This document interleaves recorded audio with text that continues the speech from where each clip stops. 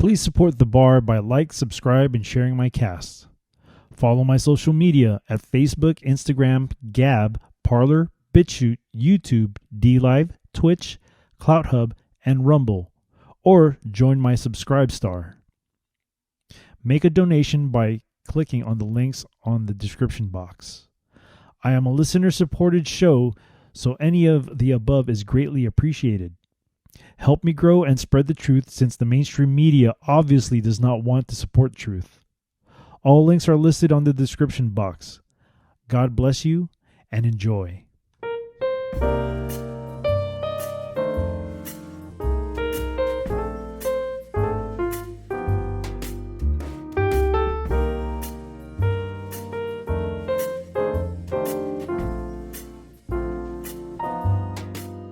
Welcome to the Speak Uneasy, a safe space where cancel culture does not exist, because we are in a different prohibition era.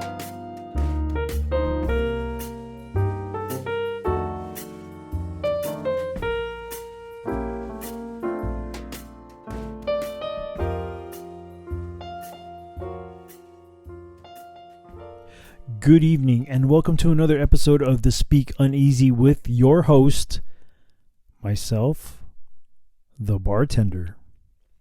Now, tonight's random read is going to come off of the book of Jeremiah, chapter 52, verses 17 through 23.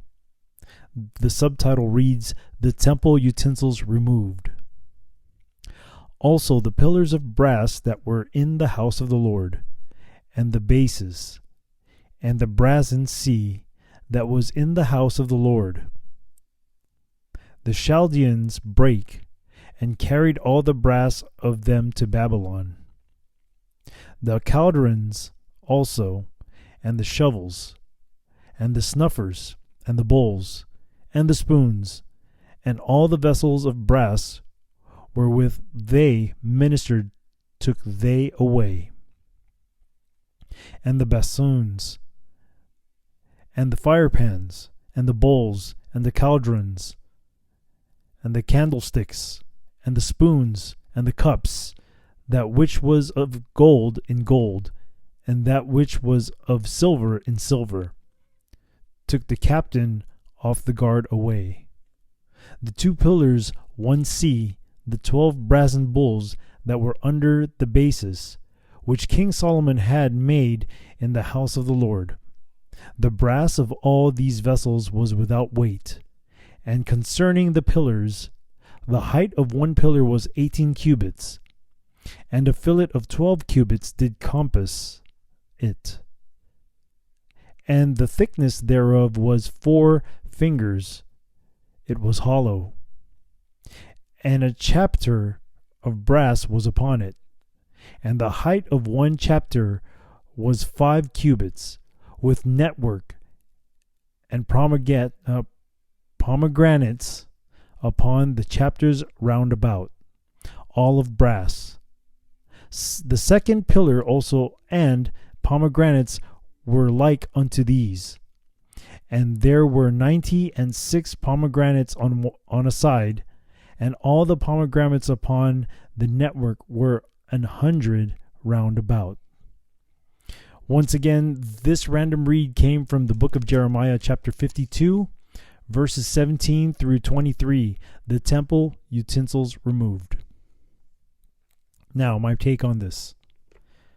Now, the way it sounds, this almost sounds like everything has been taken away. Right? It sounds like it's all been taken away. Sometimes in life, we have to lose many things in order for us to see how loyal we are to the Lord. We have to test our loyalty to Christ. We do. Some of the decisions that we make is very difficult in order for us to keep our faith in God. We have to make unpopular decisions. Sometimes it takes for us to lose everybody and everything around us. and put all faith in the Lord. Now, I have never been in a situation like that before where I have lost everything.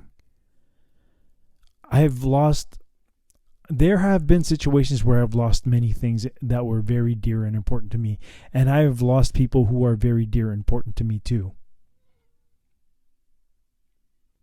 This was prior to me having that relationship with God. I still went to church because I thought it was the right thing to do without having that thought in my heart of building a relationship with Christ.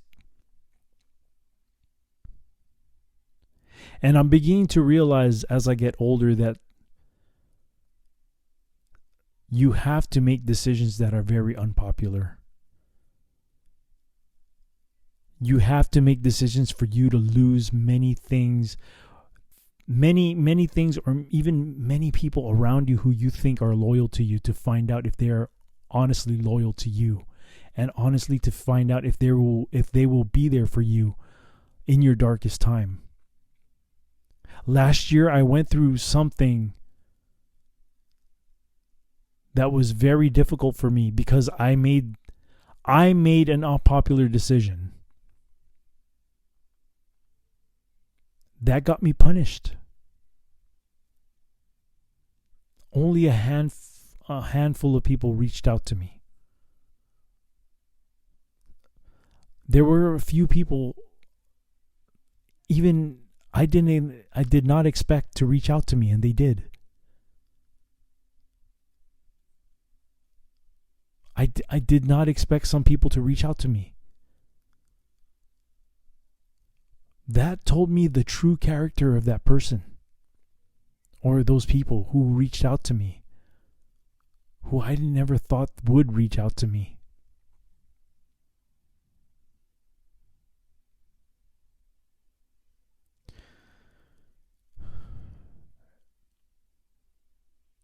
Walking in truth, walking in the light, is not a very easy task. Not only is it not easy because we have to sacrifice many of our desires in order for us to walk on that path of righteousness. That in itself is a very difficult thing. But to have to choose something that's not popular, that doesn't go with society, that's another level of difficultness that we have to make a decision on doing. It's not popular to be a follower of Christ. It's not. Jesus himself walked the earth teaching many people and paid the ultimate price to save us from our sins. A very unpopular thing he did, but he did it because it was the right thing to do. I will strive as much as I can to try to walk in that same path as the Lord. And if I have to lose many things that are dear to me, or even have to lose people that are dear to me, that will be the ultimate test of the quality of person they would be in my time of need.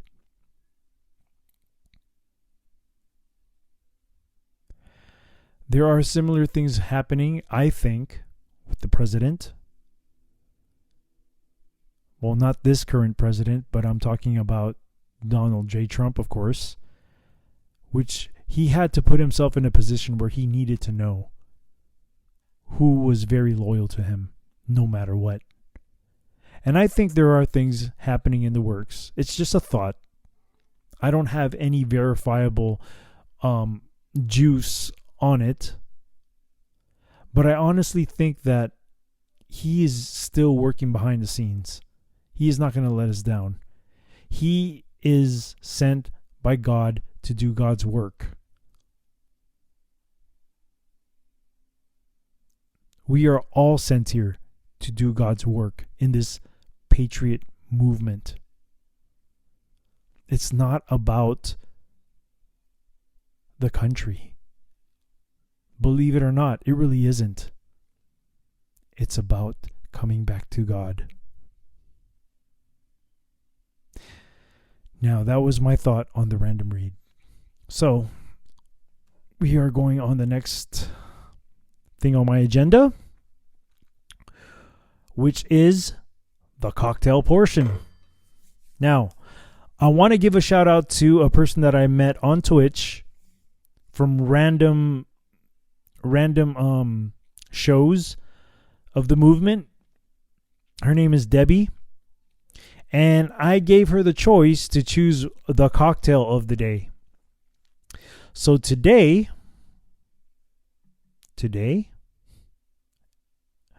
we are going to go ahead and make a margarita.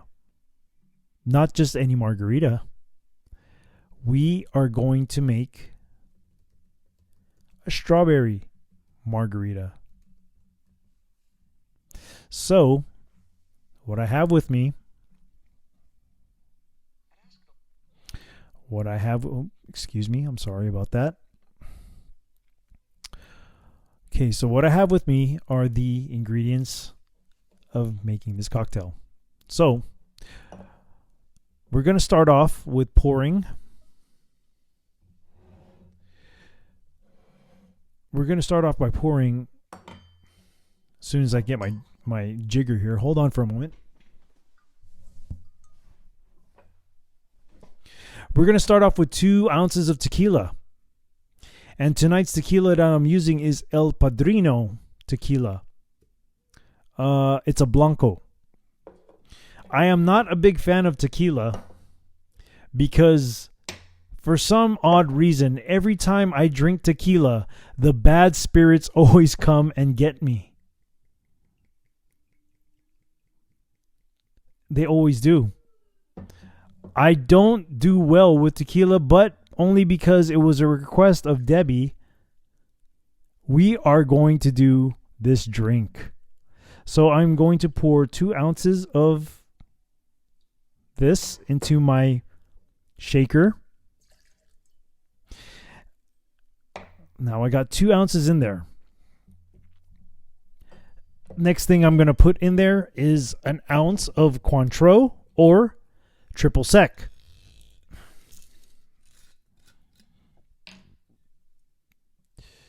All right.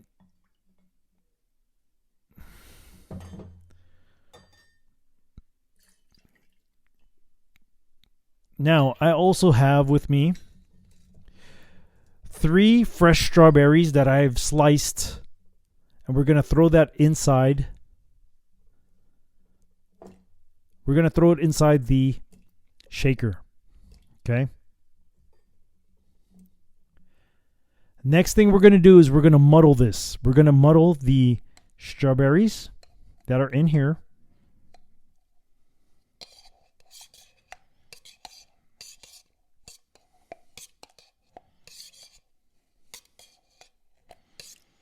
Make sure you crush those things real good. You got to muddle. You got to get in there and muddle the hell out of these things. Man, I'm having a hard time muddling this stuff.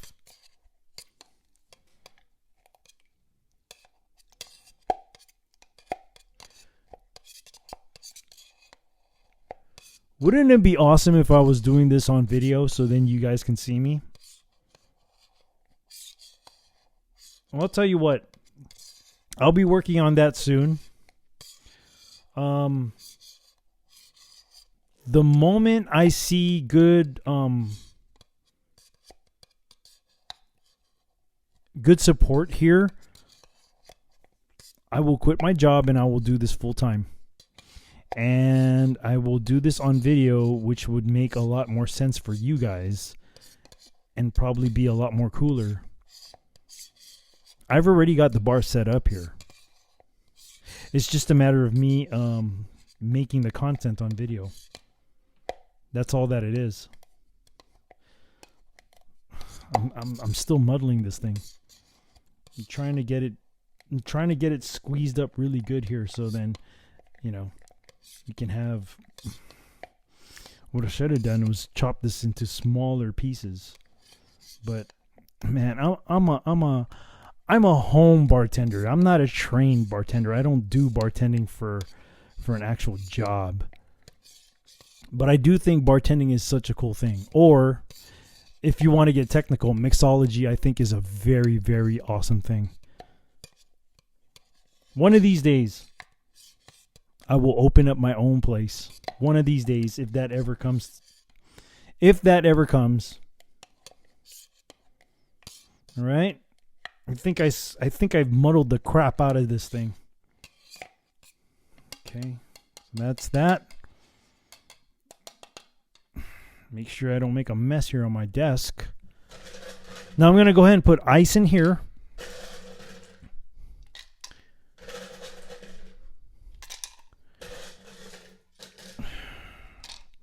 Hope I don't ruin my laptop here.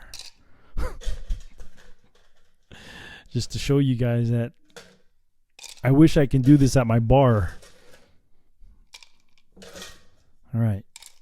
Now, I've already filled that shaker with ice. I've got everything in there, and now I'm going to shake. So here it goes.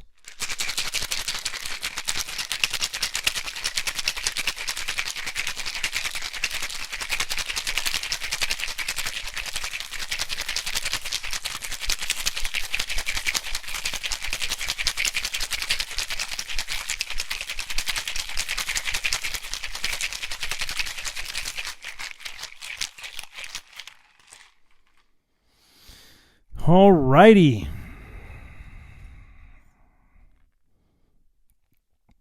Okay, so my glass has already been salted. I do have a piece of lime on the glass already. And now for the pour.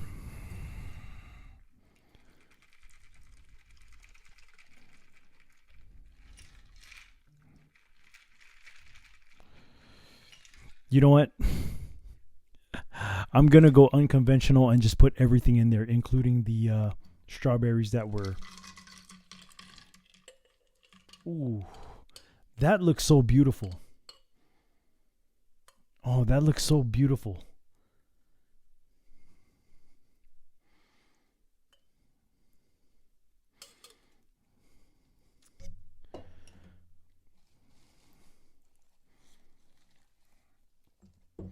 Oh my goodness, the presentation is so beautiful. It just came out perfect. I mean, it looks nice, but we'll see how it tastes in a minute here. Before I even taste the cocktail, this is what we're going to do. We're going to do a brief history on the cocktail. Okay?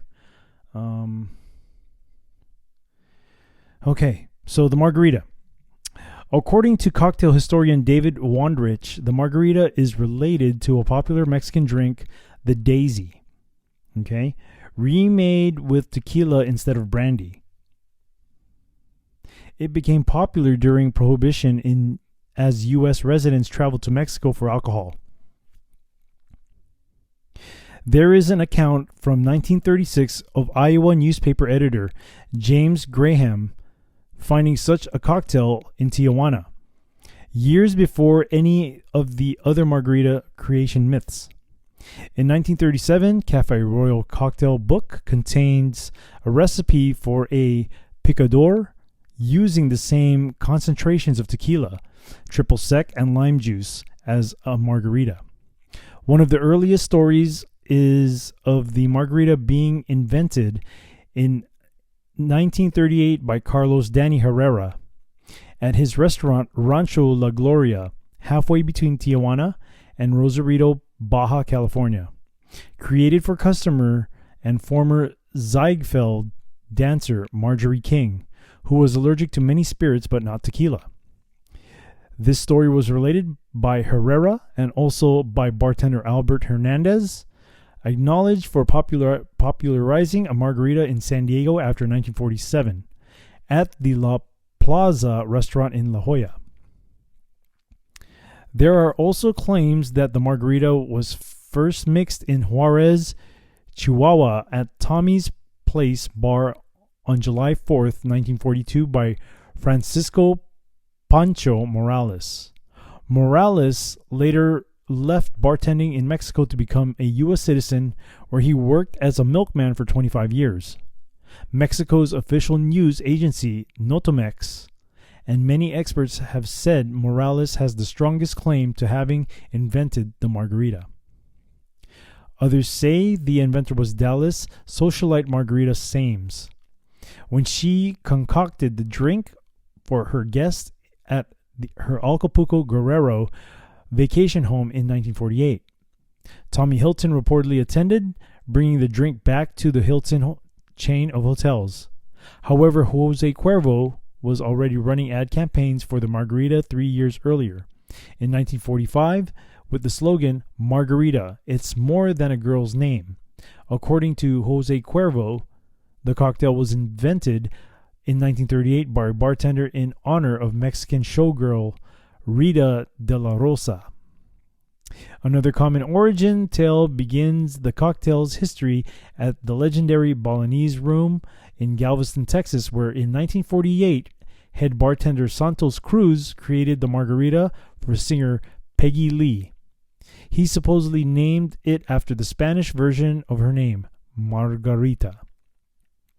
The first known publication of a margarita recipe was in the December 1953 issue of Esquire, with a recipe calling for an ounce of tequila, a dash of triple sec, and the juice of half a lime or lemon. A recipe for a tequila-based cocktail first appeared in 1930, book My New Cocktail Book by G.F. Steele. Without noticing a specific recipe for or inventor, a drink called the Tequila Daisy was mentioned in the Syracuse Herald as early as 1936. Margarita is Spanish for daisy, which is a nickname for Margaret. A later, certainly false story is that the margarita was invented in October 1961 at a party in Houston, Texas, by party-goer Robert James Rusty Thompson, while acting as bartender. He concocted a mixture of equal parts tequila, Cointreau orange liqueur, lime, and crushed ice in a salt-rimmed glass. However, Thompson's recipe was made with Damiana liqueur, not Cointreau orange liqueur. It is said that the idea was an experiment after running out of rum while making frozen daiquiris. So that was a brief history from Wikipedia about the margarita. So today I've made the strawberry margarita. I did not put any lime juice, but I do have a lime, which I am going to squeeze fresh right now on top of my strawberry margarita. So it's a quarter cut of lime, okay? And I'm squeezing the juice as I'm speaking to you guys right now. I am squeezing it and squeezing it and squeezing it. My glass has already been salted, so I am going to drop this squeezed lime inside the drink. Oh boy, here we go. Cheers to you people, the margarita.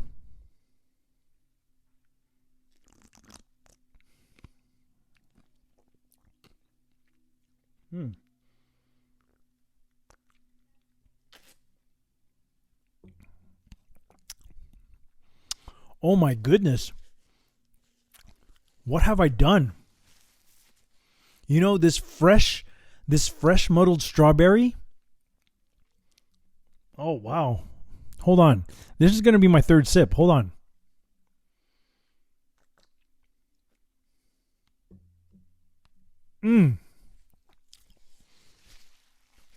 Awesome. Okay, so I'm not a big fan of tequila, first off. I just wanted to let you know that. So, as I'm drinking this, I get the hint of tequila, but because I muddled all that strawberry in there, I'm eating the strawberry and drinking this drink, and the salt gives it a balance. So I first get the taste of tequila, of course. You can barely taste the triple sec, but man, with that strawberry and that salt, it it's very, very drinkable for me. I am I am by far not a big fan of tequila, but man, this was a pretty decent drink. I want to thank you, Debi, for giving me the balls to make one of these, because I always want to stay away from tequila, because every time I have tequila, something bad happens to me. Well, I'll be knocking on wood right now, hoping nothing bad happens to me tonight. But this is one hell of a drink. So once again, I want to thank Debi for encouraging me to make a margarita. But I was able to go on top and make it a strawberry margarita with fresh strawberries. So here's to you, Debi, and here's to all the listeners, the margarita. And now for the show. Okay, so we're going to go ahead and review a couple articles here in regards to the recent storm that Texas has just gone through. And I have a very great connection to this particular story because I do live here in Texas. And I will give my thoughts on these articles, and also I want to share some experiences and also things that I've learned through this whole ordeal that my family and I have been through. So the first article I have here comes from the New York Post, which was written on February 19th of this year. Article was written by Natalie O'Neill. And the headline reads, nearly 15 million Texans still without safe water after historic winter storm, officials. Nearly 15 million Texans were on a water boil advisory, and 140,600 remained without power Friday after a historic winter storm claimed dozens of lives, including that of an 11-year-old boy who appeared to have frozen to death. At least 14.9 million Texas residents, roughly half of the state's population, were stuck with unsafe drinking water as of Friday evening, state officials told the Post. More than 1,300 public water systems, is roughly 65% of counties in the Lone Star State, were issued boil water notices to avoid ingesting E. coli and other bacteria, said Texas Commission on Environmental Quality spokeswoman Tiffany Young. The extreme weather, which has blamed for at least 36 deaths this week, knocked out power and caused mechanical failures at water treatment plants and distribution centers statewide, Young said. Meanwhile, 11-year-old Christian Pavone Pineda was reported to have died of suspected hypothermia when his mobile home in Conroe lost power amid single-digit temperatures on Monday. The boy was found dead in his bed after playing in the snow for the first time in his life, his family told Houston Chronicle. A medical examiner had not confirmed the child's official cause of death as of Friday. An unidentified 60-year-old man was also reportedly found frozen to death in his recliner at his home in Abilene Wednesday after losing power for 3 days. On Friday, Texans also reported that their electric bills had skyrocketed to as high as $17,000 per month after the storm sparked a high demand for heat. What the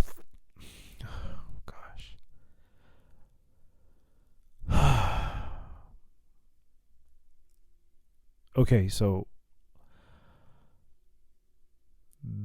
obviously the article was kind of hard for me to read when it came to the 11-year-old kid, okay? I have a little one. I have a grown one and I have a little one.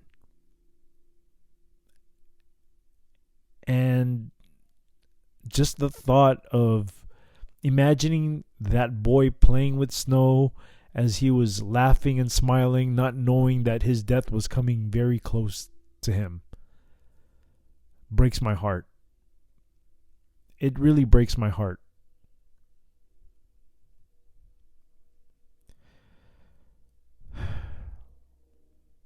I'm going to read another article. Then I want to give I just want to give my opinion, my experience, and what I've learned from this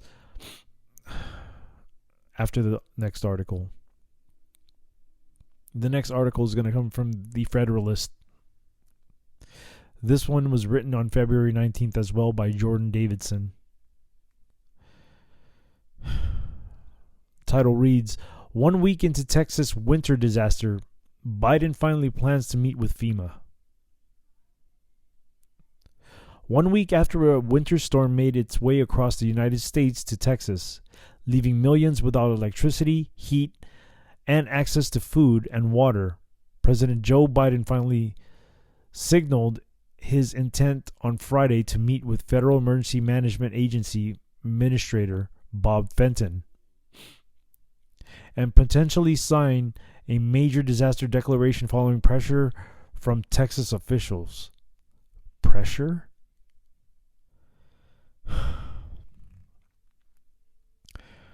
The major declaration that the governor is requesting now allows me to not only do more things to repair permanent infrastructure, but also the ability to help individuals. So we just got that this morning, and we'll be evaluating that and meeting with the president here to discuss it later on today, Fenton said on CBS this morning. After millions of Texans struggled for days to survive record sub-zero temperatures and widespread disaster, Biden pledged to sign the declaration allowing the state access to more federal disaster relief funds soon. I'm going to sign that declaration once that's in front of me, which God willing will bring relief to a lot of Texans. You have no right to say God's name, honestly. Biden said, noting that his approval is required to financially support aid and cleanup efforts in the wake of the deadly and dangerous weather. Biden also said he might visit Texas. He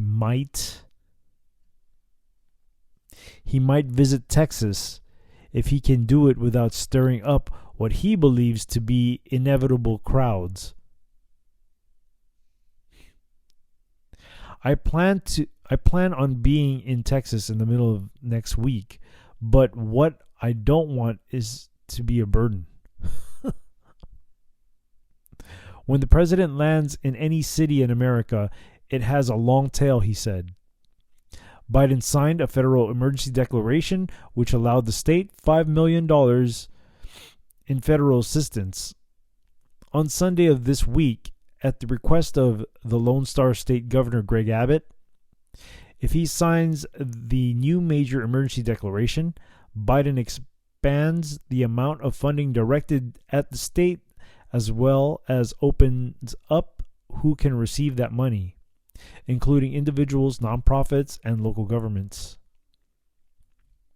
The declaration comes after some insurance companies have projected this could be the costliest weather event in Texas history, even surpassing the funds required for aid after Hurricane Harvey, which racked up more than $19 billion in costs.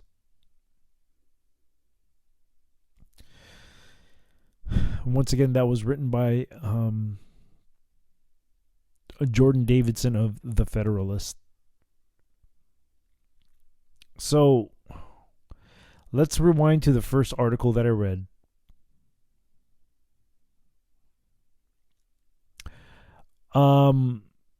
Honestly, they only started giving these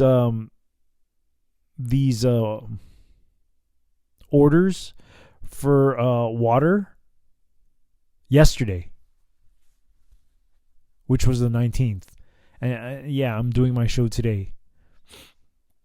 I got things I got to do around the house in order to catch up with all the stuff that's happened here with the weather, and I have other business that I have to take care of as well. But we only got those orders about boiling your water, or even places of distribution of water yesterday. And the storm happened on Saturday, I believe, Saturday night.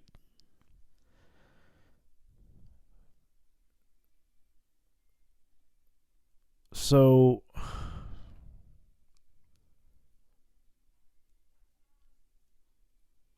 I really don't know what to say about this. Um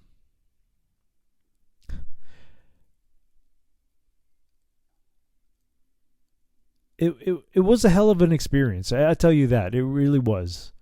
And I'm the type of person who loves to experience anything in life. It doesn't matter if it's good or bad, because I learned something from it. Now, in my youth, I grew up in a place that was always bombarded with typhoon after typhoon after typhoon after typhoon.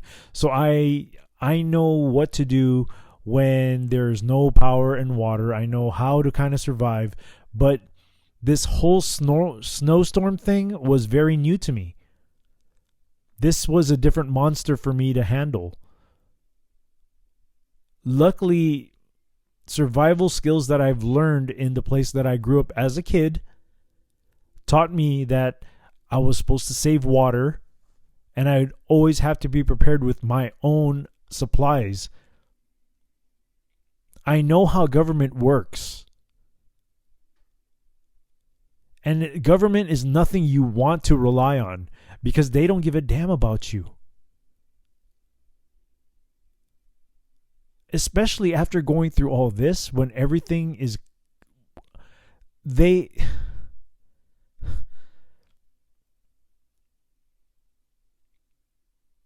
We were without water here for more than 3 days,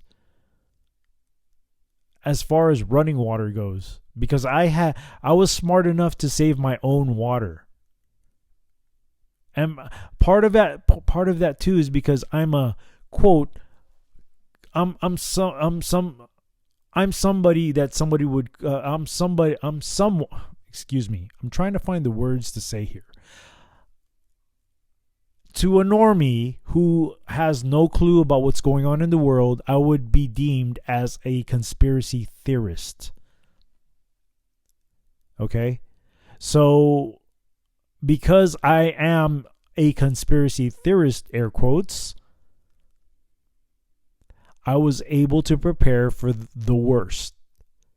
As far as water, food, supplies, a 55-gallon barrel, and other things too. Other things. And you fellow conspiracy theorists or preppers understand what I'm saying as far as other things. But I was prepared as much as I could be. Luckily, I had winter clothes on me as well. Even though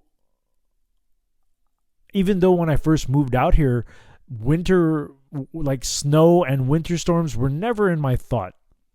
Never in my thought when I moved out here to Texas. I moved out here. Part of me moving out here was because it reminded me so much of the place I grew up in as far as the climate went. Very similar climate. Humid heat, but not too muggy. Slow pace of life. Friendly people.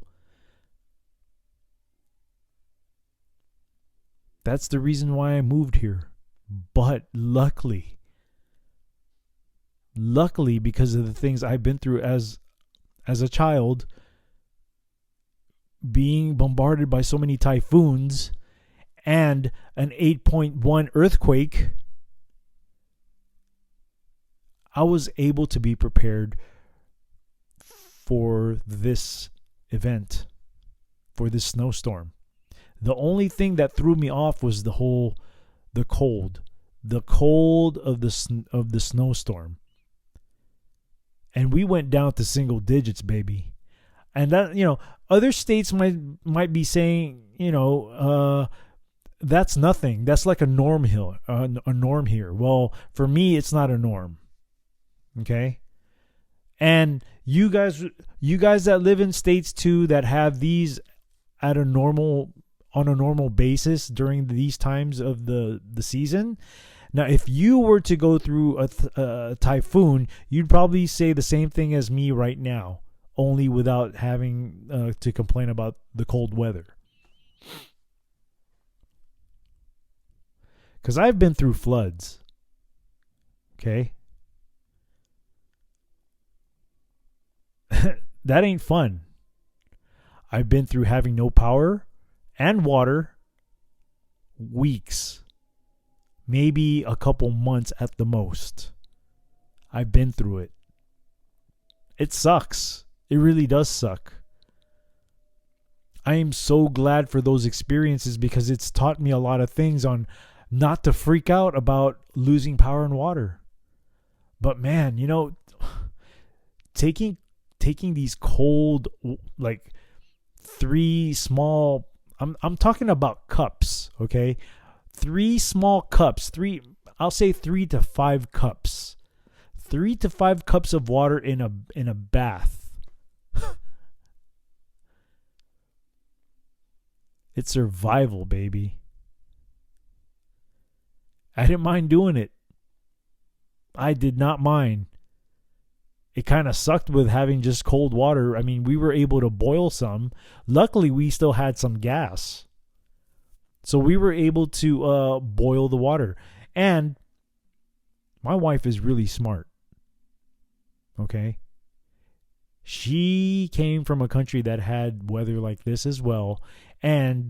But I don't think she's ever been through something like this.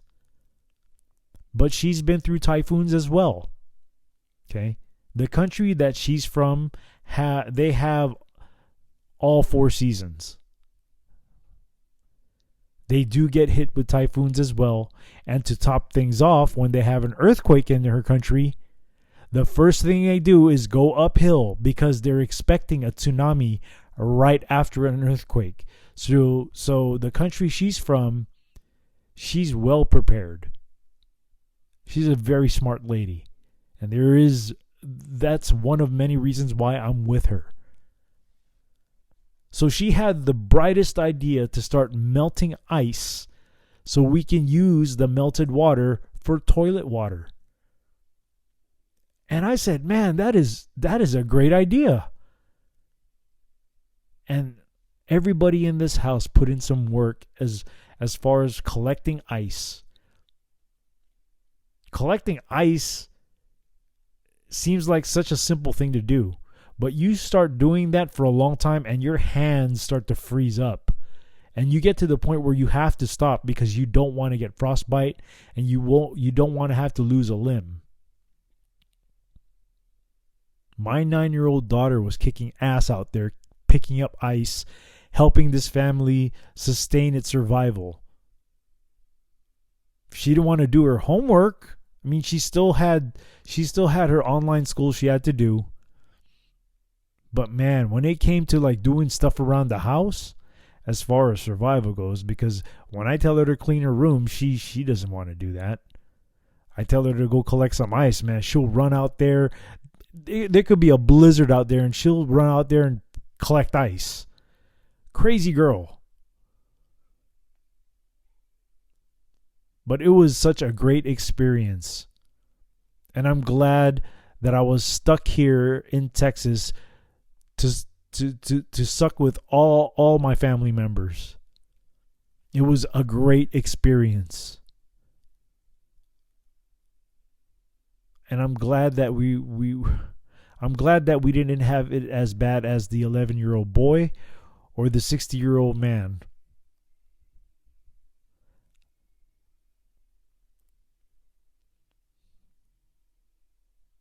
I'm glad that we went through this because we all learned. And we all worked as a team. And honestly,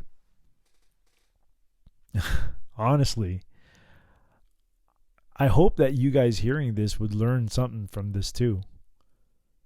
I mean, even though it's on a small scale where we had teamwork in this house, I'm really hoping that us as Americans, us as patriots, us as people who are God-fearing people, who believe in the rule of law,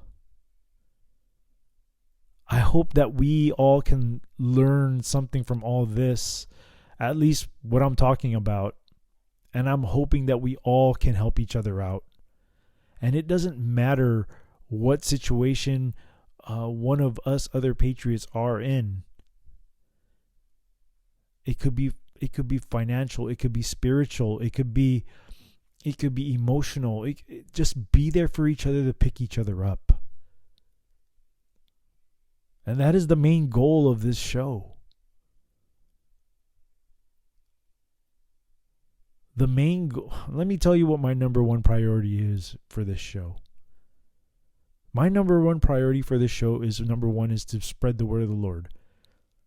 And yeah, people might say, well, you mix drinks and stuff. Yeah, but that's just to make the show a little bit more fun. Okay? And I'm not promoting alcoholism as well. I mean, I don't drink to that point. Anybody who does that has problems. They do. And anybody who's still young and who drinks like an idiot, that's on them. We all have to be responsible for our own actions at some point of our life. Even at the beginning of our life, we still have to be responsible for our own actions. I was taught that as a kid. I teach that to my kids all the time. And I'm pretty sure a responsible parent who's listening would teach their kids the same thing. That every action has a consequence. But the main thing I'm trying to push here is, number one, God's word. Number two, I want to unite people to help each other, to pick each other up, because the way the system has been going for centuries, it's wrong. It's all wrong. My opinion, it's all wrong. We are supposed to be helping each other out. We are supposed to be establishing great relationships with each other.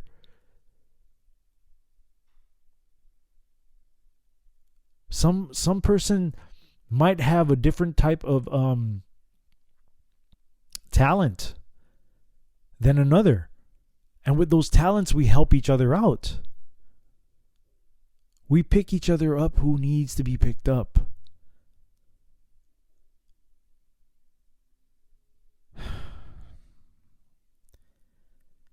This was a very interesting experience, and this is probably going to be one of the best I've ever been through.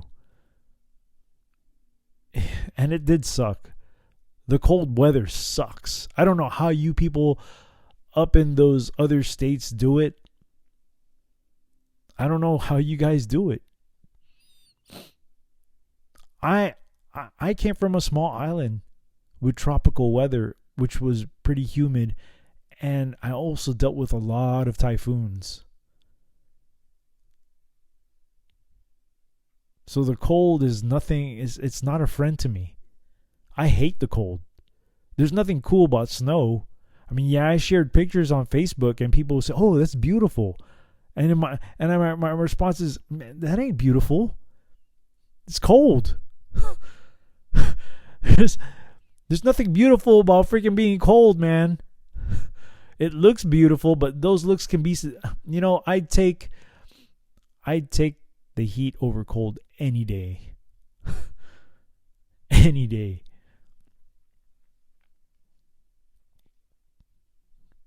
But another thing I wanted to point out here with these articles, and I'm, this thing with the boy, the 11-year-old boy, I didn't know about this.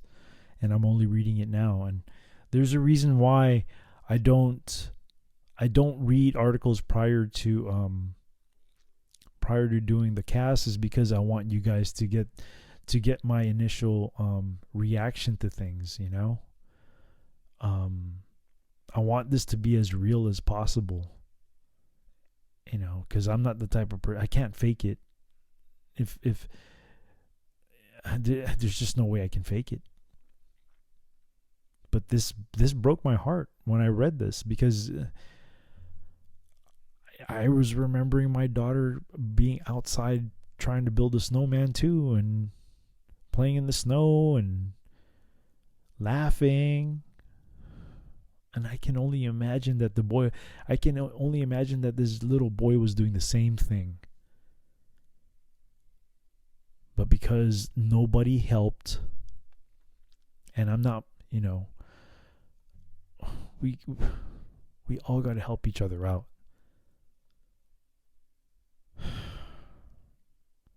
Or you know, even the 60-year-old man who froze to death in his recliner. I mean, it's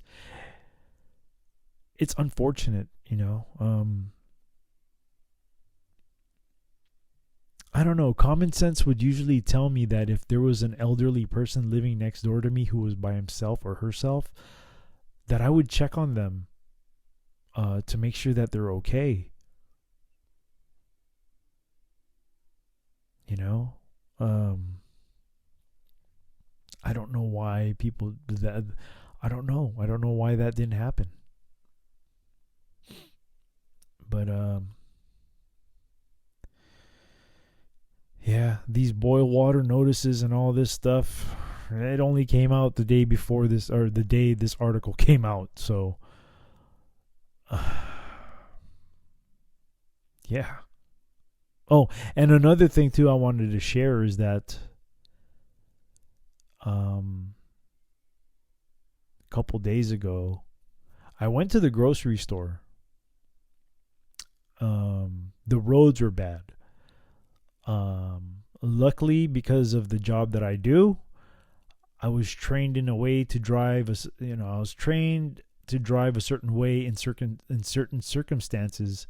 So I was not pretty confident, but I was confident enough to tell myself that I'm able to kind of handle my driving as I was going to the grocery store. And besides, I'm not going to be driving like fast. I was driving super slow. And the area that I live in, there was like an open spot. So when I came back home, I did some donuts just for some fun, just to have a little bit of fun with my wife's car, of course, because I don't have a car. So you got to relieve your stress some way, somehow, right? I did the donuts, and it was in a safe manner, but my 21-year-old son was with me, and he started saying to me, "Hey, you need to stop that. Don't do that when I'm in here." And I'm thinking to myself, you know, when I was 21, I was a high risk taker. And my son, he's so opposite of me. But anyways, I want to tell you this story. So I go to the grocery store, and we had to line up. There was a line of people. And mind you, we were okay with supplies and some food, but I didn't want to tap into my emergency stuff. So we decided, since the store was open, you know, maybe we can get some fruits, and we can get some just some stuff that we needed for the house, like sugar, just a few things, right? And if there was food there, then we'd get some food, but for most part, we needed some fruits, vegetables. We just needed some stuff that we could eat right away, because I just didn't want to tap into my storable food stuff, right? So here we go. We're out, and there's a wind chill. There's a wind chill while we're waiting outside, and it's even colder than what the thermometer tells you, right?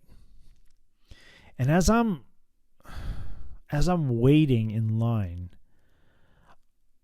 I'm the type of person that I just like to watch people, right?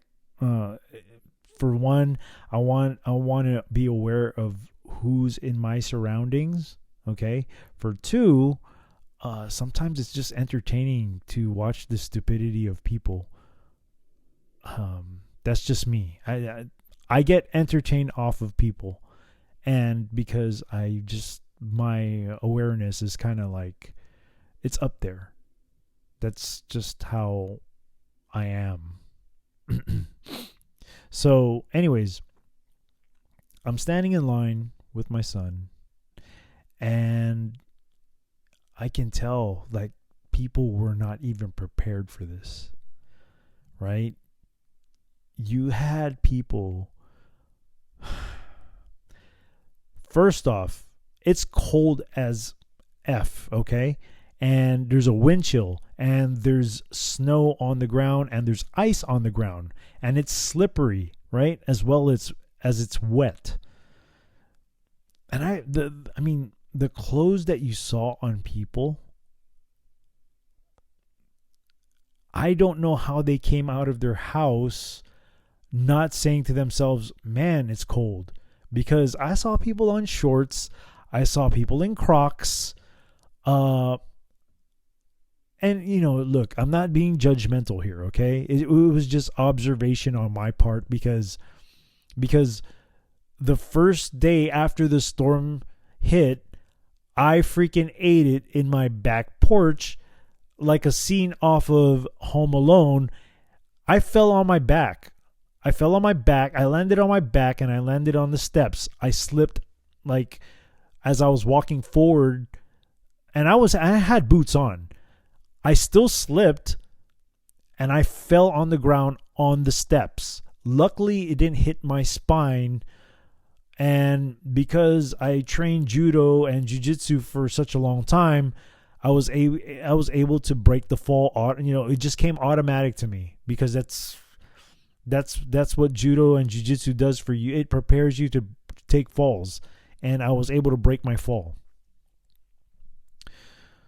But when I was watching these people, man, they were wearing sneakers, they were wearing shorts, they were wearing just a thin hoodie. I was saying to myself, man, what happens if you have to stay in this line for an hour? Because it's super cold and it's super slippery out there. And I just told myself, man, I was telling my son, I said, look, these people, look at what they're wearing. I mean, aren't they worried about being cold or slipping on the ground? And he had no response because he's 21. He doesn't really know that much either. But the guy standing in back of me gave me that look like, yeah, these people, they're not prepared. So, I just didn't want to sound like the guy talking smack about other people, but it was just observation, okay? It's not being judgmental. It kind of is, but not in a way where it's something bad. It's just one of those things where I'm thinking to myself, how do you do it with a pair of shorts, Converse shoes, and just a thin hoodie? How do you do it? Because I want to know. I want to know how you're immune to this, because I'm not. I'm an island boy.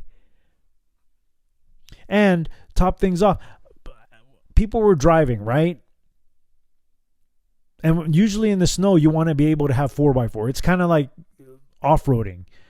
You want to have 4x4 when you're in certain terrains of the road in order for you to drive, safe and get to where you need to get to without being stuck. So I noticed there's this, I noticed that there was this older Ford Expedition that was parked, and he was trying to get out. Like, you can hear him burn rubber, and he was pressing on that gas real hard. And the rule of thumb usually is you don't want to accelerate the gas, because the more the tire spins, the more you dig yourself deeper into whatever you're stuck in. So here I am again saying to my son, I was like, man, that guy has to ease up on the gas. Like, you can't do that, because you're just digging yourself deeper into whatever you're stuck in. And all you heard and smell was burning rubber, man. You just heard and smell it.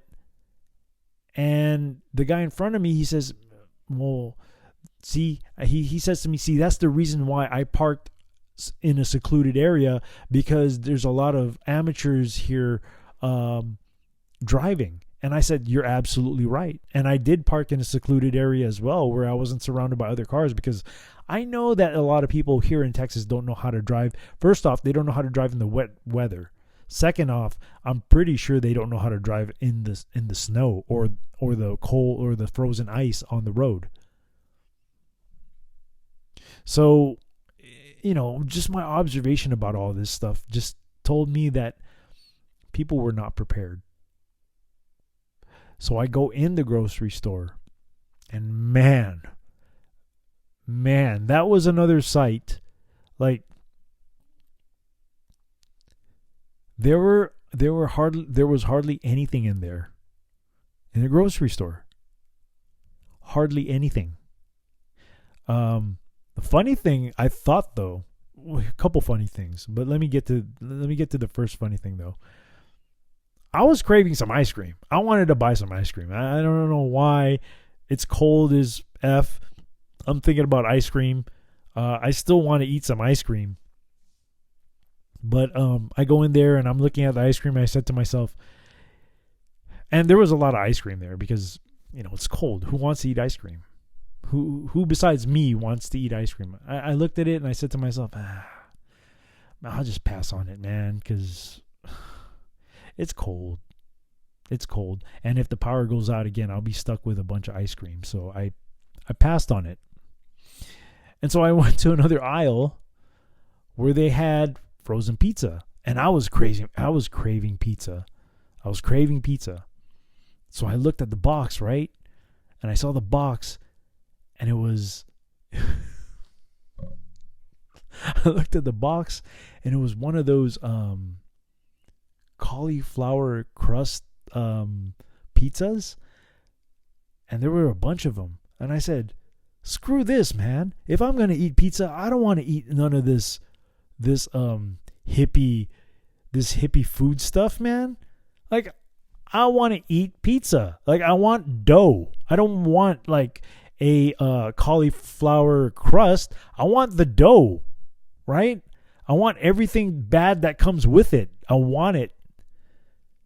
And I noticed, and then I looked off to the side in the refrigerator area, because I was looking at the frozen area, and I saw, they had all these, I don't know, man, these weird cauliflower crust pizzas and all that stuff, vegan, and I was like, oh gosh.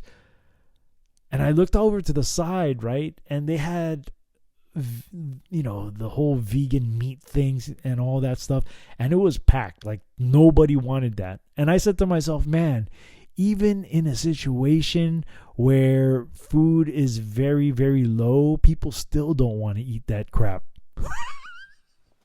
I thought that was funny. I just thought that was funny. People would rather freaking get their red meat and all that.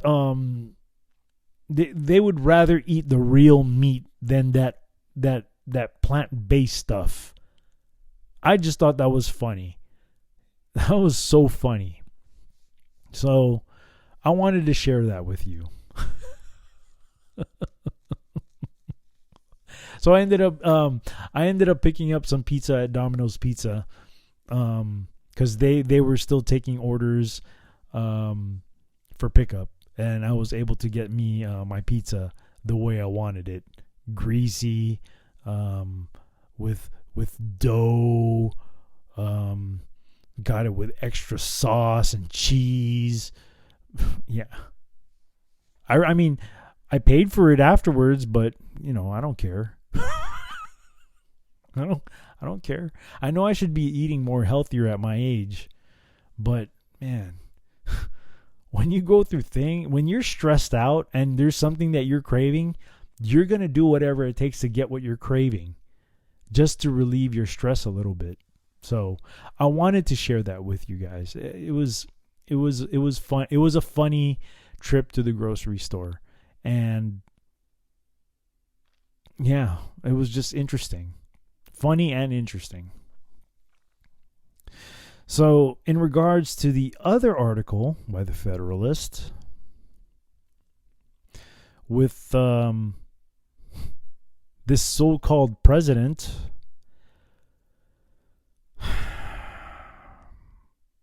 okay, so here's another thing that I've learned. And this is also in regards to this stupid, I mean, it's not a stupid article. It's only stupid because of who the president is, right? This guy is more freaking worried about hostile people in Texas because Texas is supposedly a red state, rather than helping rather than helping American people. He's scared to come here. Really? Those times when there were big hurricanes down here in the South, and this is before I moved here, but I think there were multiple states, not only, Texas was hit big, but there were other places down here in the South hit with hurricanes, like Louisiana, I think New Mexico, maybe Florida. I don't know. This was years ago. You had President Trump, right? You had him come down in his, he came ready to help. He came and he helped. He came down and helped. With his hands, he helped. He wasn't afraid to get his hands dirty to help the people that he needed to help. But yet you got this idiot here after a week after the storm only saying, okay, I'll be there. But I'm kind of scared to go there because of these hostile people in Texas. You idiot. There are a few people here that I know voted for him because they had Biden, Harris signs out on their lawn. So he automatically thinks that everybody in Texas did not vote for him. But then that leads to another question, right? Like if you think everybody in Texas did not vote for you, how the hell did you win? But that's another topic of discussion for another time. But he is definitely not thinking of his constituents here in this state of Texas who voted for him. He's just saying as a whole that every Texan out there is very hostile to him.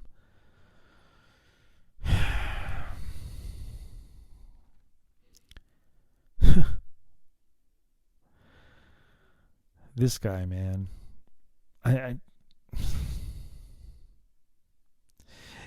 Here's another reason why we all shouldn't even rely on the government. This is another reason why us Patriots need to stick together. We shouldn't have to rely on these government agencies to help us out. Can you at least get your pride up there to say to them, F you, we're taking care of each other here. We don't need your effing help. Part of that too is probably because we pay tax money and they use our money and we expect the service from that. But honestly, man, if we get enough of us to say F you to them,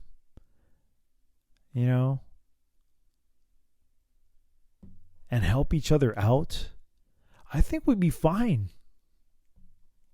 As opposed to relying on these agencies, especially when they use the money for other things rather than what they're supposed to be used for.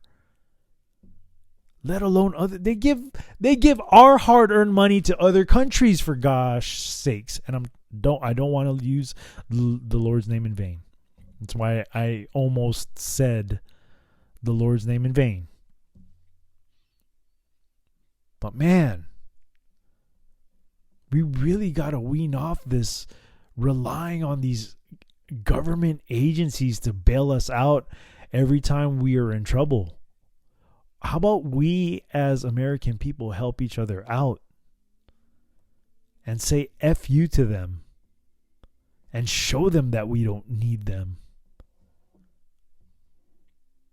You know, when I went to college, one of the questions that I had in the lessons that I had in when I took U.S. government was, do you think the people need government? And my answer was yes, because we still need to enforce the rule of law and all this stuff. Which, you know, it should make sense, right? It should make sense. But what I'm trying to get at here is, if our government can't even enforce the rule of law with themselves, then how are they going to enforce rule of law on us? I don't know. It's just a question. You know, I'm not trying to rile anything up. It's just, I'm just curious. I'm just asking a question that maybe should be asked. I don't know. So those are my thoughts on these articles. And, you know, of course, I wanted to share my stories and experiences with you guys. It was a very interesting time. I'll tell you that. This week that just passed with the storm, and we're still dealing with melting ice right now, because we have to be careful going outside of our doors so we don't get stabbed by an icicle or something like that. Or we still don't have water either. We don't have running water. We still don't have running water. And, you know, I'm running out of water that I've saved. But I'm hoping in the next couple of days, hopefully tomorrow, hopefully today, but hoping by a couple of days that we get some water here. Because it's getting rough. It's getting rough. Well, I'm going to take a break. So when we come back, I'm just going to talk a little bit more about whatever's and close the show after that. So I'll see you guys back in the break. And we are back from the break. So this next part of the show, I am just going to talk about the things that I've been doing this past week as far as being stuck here at home when my power would go on and off, because we were having rolling blackouts here. A lot of my time was spent doing some research, of course, like I always do, because that's what free thinkers do. We always try to dig for the truth, right? We dig and we dig and we dig and we verify stuff that we dig for, and we determine whether or not that's true or not. So a lot of it too was me sitting down in front of my computer watching a bunch of shows on Twitch. A lot of these guys I follow on Twitch. And I really want to thank them I really want to thank these guys for giving me the courage to start my own podcast. And, you know, I was going through the chats on these shows, but before I go even further, I just want to name these guys who I've been watching on online. as far as on Twitch. I mean, I will mention other content creators out there who do stuff on other places like Rumble. But I've been watching a lot of Space Shot 76, Red Pill 78, quite frankly live. That's probably my favorite show out of everyone. I mean, I hate to play favoritism, but quite frankly is got to be one of my favorites. I like the way his I like the way the format of his show is, and also some of the people who give him super chats. The names that they come up with are just so hilarious. It's real fun to be on to be listening to Frank's show. It really is. I always look forward towards the end of his show when he's thanking people that he gets donations from, or super chats I should say, and the names that the names that pop up just crack me up. Yes, it's immature, but you know what? A little immaturity sometimes keeps you sane. And it's those little things that I look forward to sometimes. It's the little things sometimes that gives us the greatest happiness. So, Woke Societies is another show. Methods is another show. WTPI 1776 is another show. Tori Says is another show. And on other platforms that I have been listening to, like X22 Report, man, this guy is so optimistic, and I love the optimism. Even though there's a lot of bad news coming out and it doesn't seem like we're progressing as Patriots, he's always got this optimism about him, and I love that, because we need the optimism. We part of having faith is being optimistic. And I'm so thankful for that. Another guy that I really admire a lot, and he's not as optimistic as X22 Report, but he does give he and I kind of think alike, because I'm more of a realist as opposed to, I mean, I shouldn't be a realist. I should be more optimistic, especially if I'm trying to spread the word of the Lord. I have to be optimistic because faith is important, right? Another guy that, like I said, the guy that I listen to who's not as optimistic as X22 is SGT Report, and I really admire this guy. He and I we kind of think alike. Not as optimistic. We see things for what we see at the moment without, I mean, I want to say that we are open-minded as far as what we see, but at the moment, there's just a part of realism that hits you, that you kind of feel like, man, is this movement moving? So I'm kind of on the same boat as he is as far as the way I think. And another guy that I've recently found that has really, really grounded me with my relationship with the Lord. Actually, there's a couple of them. Is Bards FM. He just did a show with Red Pill 778, and that show was so awesome. There were so many things about his story that I can so relate to.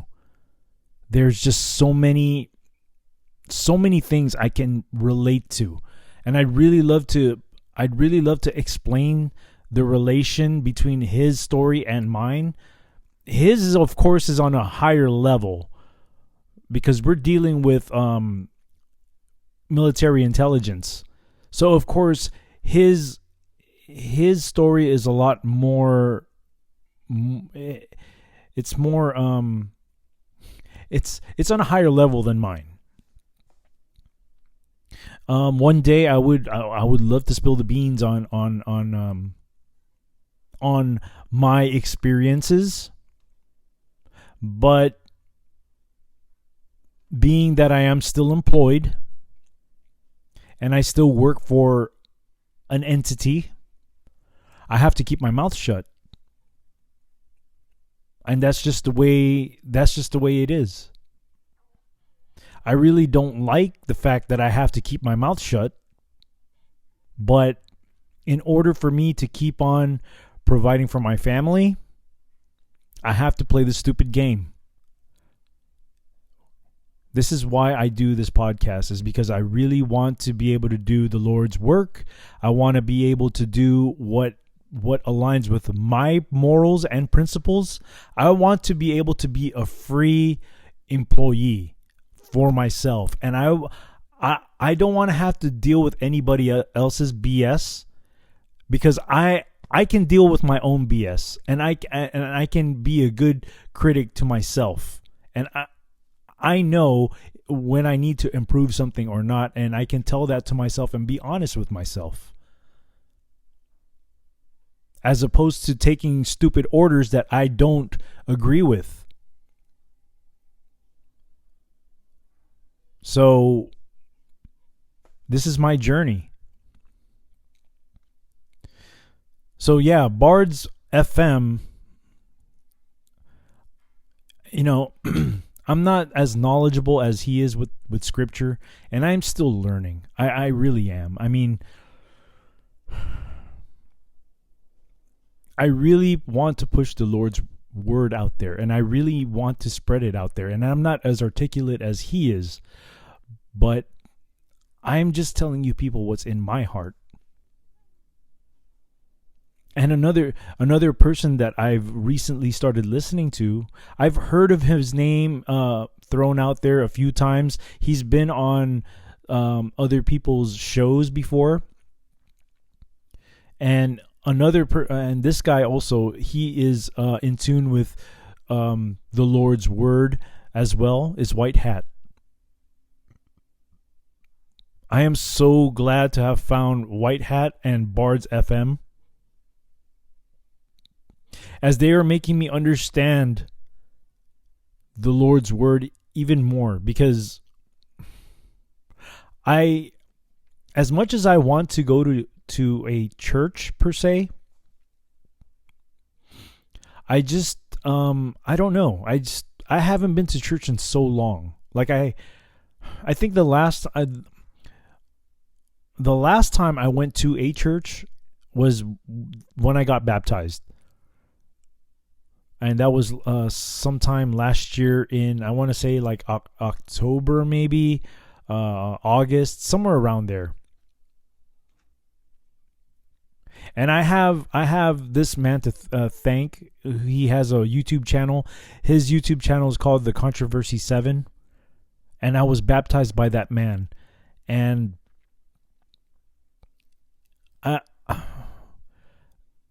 when he was teaching, because that's what he was doing when I went to church. I think it was kind of like a I don't know how you say it, like probably like a mission, or I don't know what you call it, but he was teaching in this church, and he did this teaching for like 2 or 3 days. And on my last day, because it was in Oklahoma, I went to Oklahoma to get baptized. I found a chance to go meet him in person, and my thing was, I didn't want to just get baptized by anybody. I had to get baptized by somebody who I thought was very genuine to the Lord. And this man, he is very, very genuine. He's a very humble man. And he's very passionate about spreading the word of the Lord. But I really want to thank all these people who have brought me to where I'm at as far as putting a podcast out there. I really, really would love to thank them. And another person that I also listen to, also, if I didn't mention him, is Tron Anon. Man, Tron Anon I love that show. I mean, I'm not trying to compare, but I would like to kind of be in that kind of vibe, because with the Speak Uneasy, it's supposed to be like a bar setting vibe that we can just sit around, have a drink, and just talk. And Leonidas, he balances out that show very well. Very well.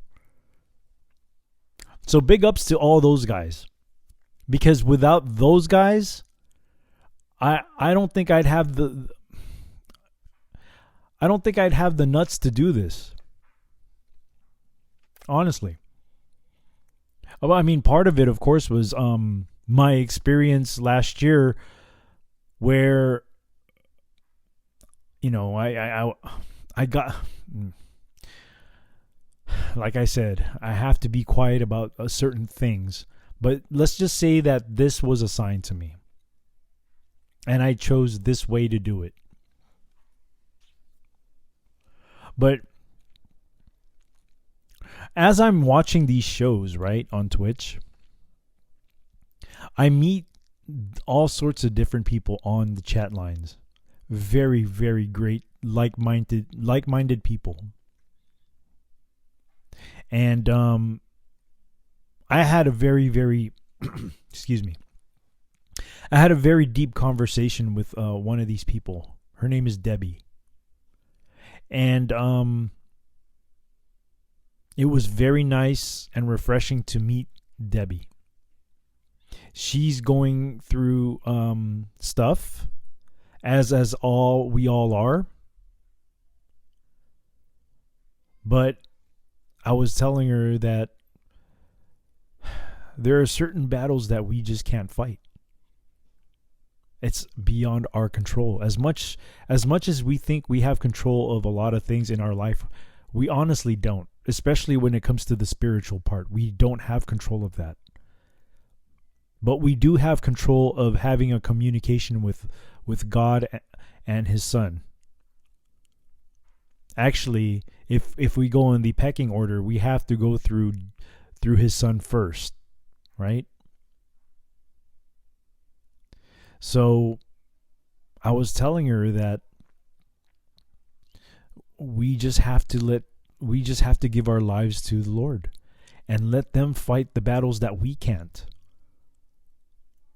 Because honestly, I mean, as far as the spiritual battle goes, the only way we can fight a spiritual battle is through prayer and through faith and through giving our life to the Lord. And I don't want to sound preacher-esque. I really, because I'm horrible at I don't want to sound like I'm forcing things towards people. I don't want to sound that way. Like I said, I'm not as articulate as Bard's FM. That man is very articulate about things he talks about. Me, I'm just your average dude who just talks as I think it should be said. So I was telling Debi, I was like, we just have to have faith, pray, and give our lives to the Lord in order for us to have Him fight those battles that we are not able to fight. And I would really advise people out there listening the same thing. I had to learn that myself, listening to the man who baptized me tell me this thing. And of course, there was a sense of pride in myself that was kind of hurt because, I mean, I can take care of myself. I'm a grown adult. But honestly, there are things that are beyond my control. And the spiritual battle is part of it. And the only way that I'm able to fight that spiritual battle is to have my faith in God. To give my life to God and to do God's work. And honestly, doing this podcast is, like I said, it was an assignment by God. And I will always stress that out. I have no talent as far as drawing a big crowd. I'm doing all this by myself and I'm learning as I go. I suck at public speaking. I mean, you can see that I'm obviously having trouble sometimes getting my message across. But I do it because I want to be on Team God. I want to be on the winning team. I don't want to go to hell. I want my name to be written in the book of life. And the only way that my name is going to be written in the book of life is if there's a few things. If I give my life to the Lord, if I do the Lord's bidding, right? Establishing that relationship with the Lord. That's what I have to do. And I think that's what we all have to do. Because honestly, this battle that we think is against Patriots and the deep state or whatever you want to call it, it's not. This is a spiritual battle. And this has to be stressed out all the time. Because you can't comprehend a lot of these things anymore. The awakening that I had that made me realize that this was a spiritual battle was the abuse of kids. I just could not understand. I could not understand. And when you get to that point of doing these research, you get to a point where you don't understand and you can't comprehend why it is. And the only thing that made sense to me was this is definitely a battle between God and the devil. And I realized this back in 2017. It was a very hard thing for me to comprehend. And it hurt me so bad. It did.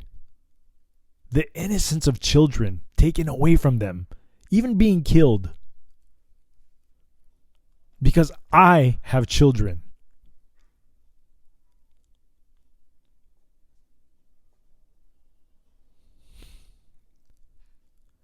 It's very hard for me to talk about this sometimes. Because, the thought of kids laughing and happiness and the only thing that they care about is playing. It's a hard thing to digest in your brain. It's difficult. I mean, how could somebody victimize an innocent child? It's difficult. It's difficult for me to talk about.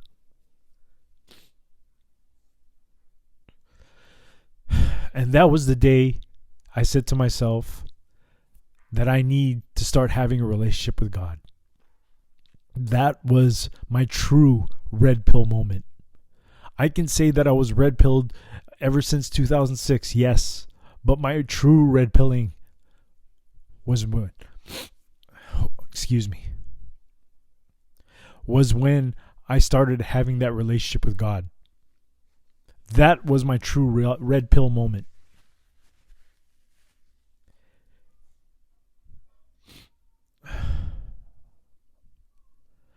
And I'm hoping, despite all these, these things that you want to follow with QAnon and all that stuff. Yeah, I get it. I get it because I like following that stuff too.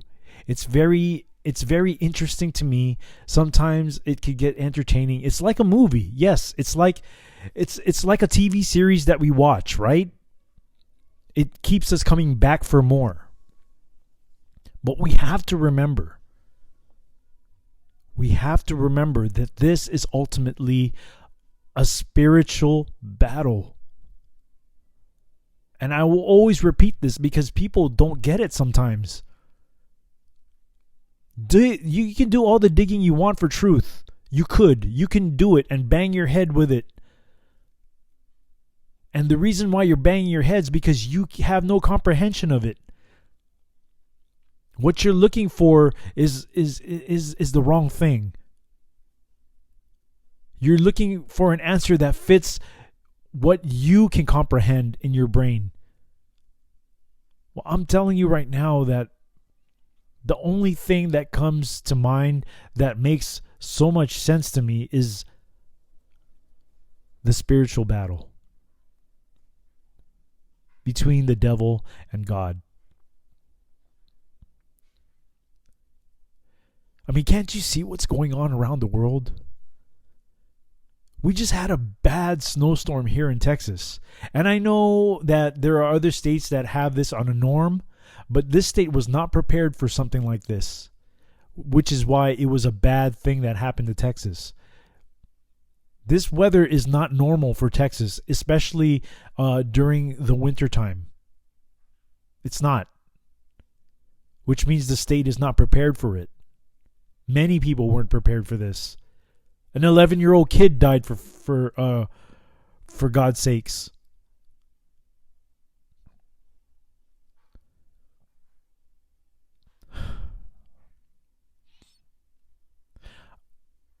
Well, I think I've said enough for today.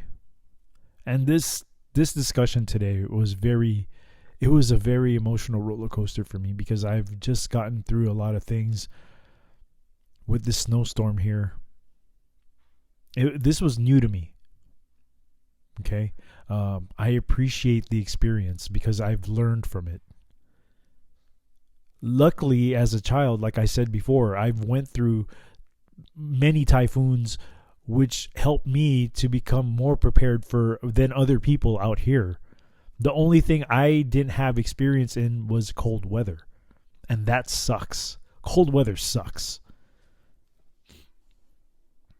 Snow, it looks beautiful, but you know what?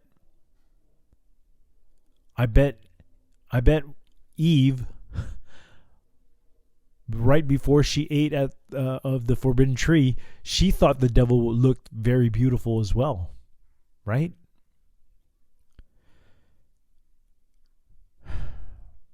You know what I'm trying to say there. But I really want to give a shout out to Debi.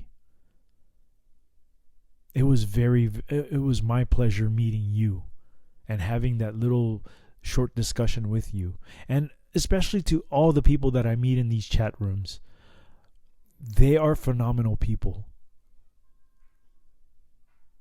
There was another person there. I would like to give a shout out, but I haven't had permission to yet. Who also lives in the same state as me and was willing to give me some help. She reached out for me. She reached out to me to offer help to me. And I'd really want to thank her, but I'd have to get her permission to even mention her in here. Only because I'm very considerate in that sense. I'm able to thank Debi because I got her permission.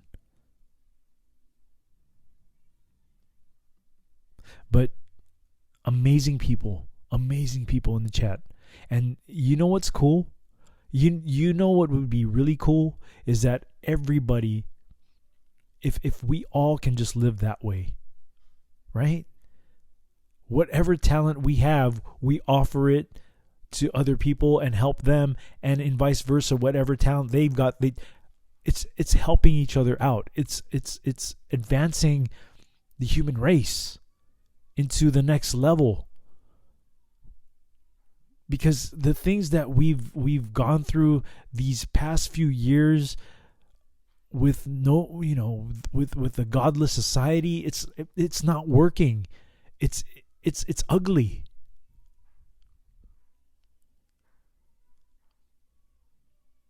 But that's the society we live in right now, and I'm hoping that things will change. And if you still haven't given your life to God, and I'm not telling you what to do. You do what you do. You do whatever you want. But because all these things are happening around the world, and I'm not talking about just divisiveness in this country, but I'm talking about the natural stuff, the natural disasters that are happening too.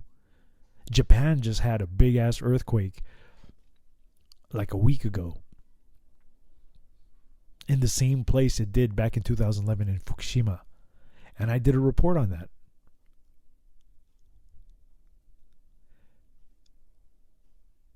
The sign of the times of God's return is coming. I mean, the signs are here already. And my opinion, okay, is that we really need to establish that relationship. And I couldn't stress that out enough. You do what you want to. For me, my priority is getting my name in that book of life. I am a God-fearing person, yes. That's what keeps me grounded. That's what keeps me humble.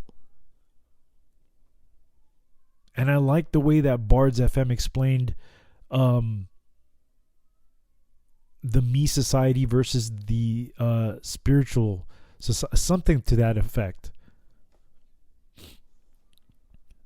I like how he explained it. He broke it down really good because it's very true. We have a group of people that care about themselves, who want to be who wants to become a God, and you have other people that love God, the true God, and want to do His bidding, and want to obey, and want to help people out. So I'm going to close this again, like I always do. And I really thank you people for giving my podcast a listen. I'm really grateful for that. Even if it's just a handful of you guys. I'm really hoping to grow this channel. I really am. Because I honestly think that God is using me to communicate to people who are on the same mind level, I would say, your average person. Because when it comes to being articulate, I suck at it. I suck. But hey, I'm nothing but a bartender in this show, right? We're just having a average Joe conversation here. And that's what makes it fun. Nobody has the ego of thinking I'm smarter than you, my vocabulary is more wider than yours. No. We're just talking. We're just shooting the you know what. Well, I hope you people listening will share this with other people too. And hopefully people would think this is a cool show. I don't know. I don't know. I go by the responses I get from people on the chat. I get responses by whoever likes put likes up on my YouTube channel and my BitChute channel.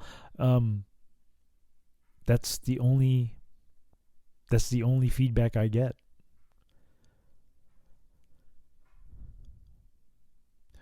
I really want to thank you guys as the listeners. I really do. And I also want to thank those other content creators for inspiring me to do this as well. So, with that being said, the bar is now closed.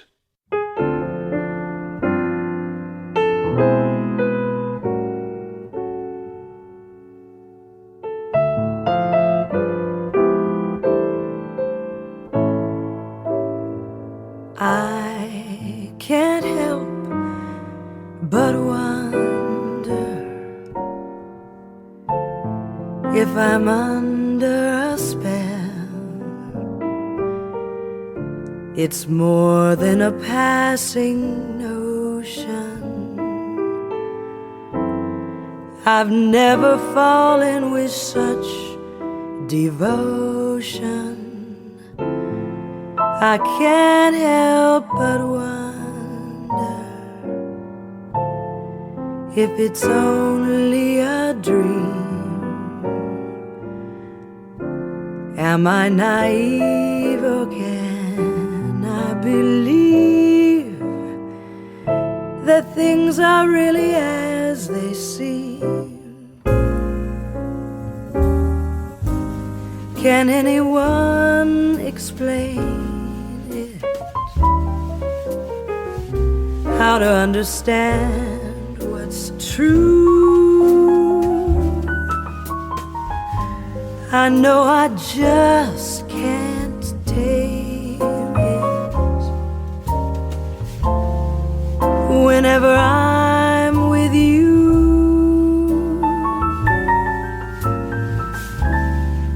I can't help but wonder if you wonder about me. 'Cause lately I can't help but wonder how wonderful this might be.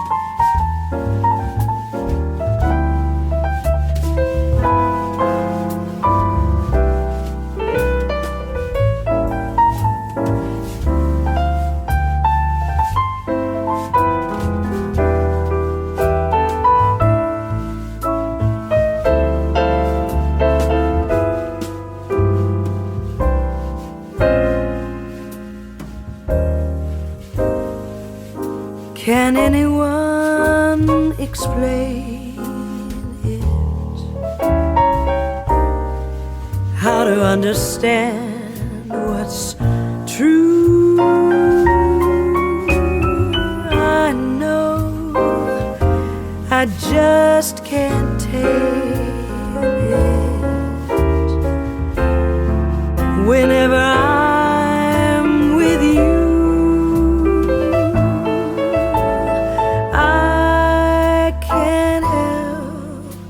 but wonder